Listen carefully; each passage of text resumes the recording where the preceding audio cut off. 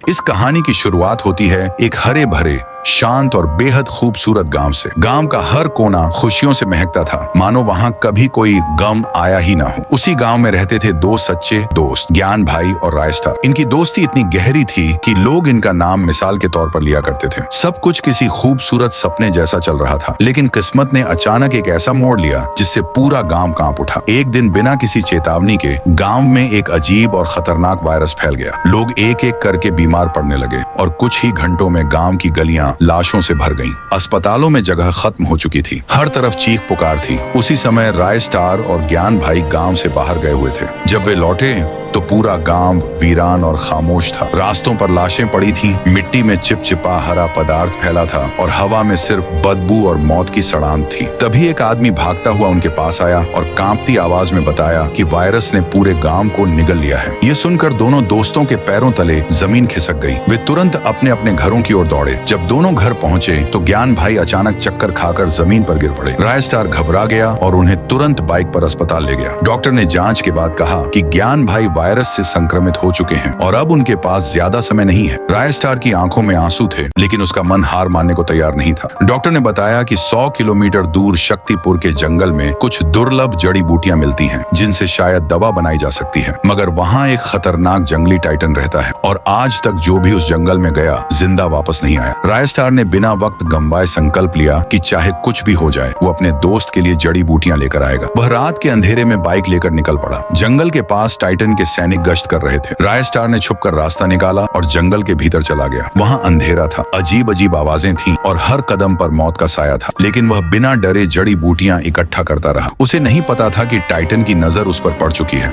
उम्मीद के साथ रायस्टार अस्पताल पहुंचा। रायस्टार, डॉक्टर साहब ये लीजिए जड़ी बूटियां। डॉक्टर ने तुरंत इलाज शुरू कर दिया। धीरे धीरे ज्ञान भाई की तबीयत संभलने लगी और पूरे गांव के लोग भी ठीक होने लगे। गांव में फिर से रौनक लौट आई। लोग मुस्कुराने लगे, बच्चों की हंसी गूंजने लगी। लेकिन वो शांति ज्यादा देर टिक नहीं सकी। टाइटन ने गांव पर हमला कर दिया। हर तरफ भगदड़ मच गई। लोग फिर से गिरने लगे, चीखें आसमान तक पहुंचने लगी। उसी वक्त रायस्टार और ज्ञान भाई ने धमाकेदार एंट्री मारी। रायस्टार, तू मासूम लोगों को क्यों मार रहा है? टाइटन, तुमने मेरे जंगल से जड़ी बूटियां चुराई हैं, अब सबको इसकी सजा मिलेगी। ज्ञान भाई, अगर तुझे अपने जंगल की इतनी फिक्र थी तो तू इंसानियत दिखाता, लेकिन तू तो एक राक्षस बन गया है। ये बात सुनते ही टाइटन आग बबूला हो गया और उसने फाइट शुरू कर दी। देखते ही देखते पूरा मैदान जंग का अखाड़ा बन गया। चारों तरफ खून ही खून। रायस्टार और ज्ञान भाई एक एक करके टाइटन के सारे गुंडों को खत्म करते गए। थोड़ी देर बाद जैसे ही धुआं छंटा, टाइटन जमीन पर गिरा पड़ा था और सामने खड़े थे रायस्टार और ज्ञान भाई।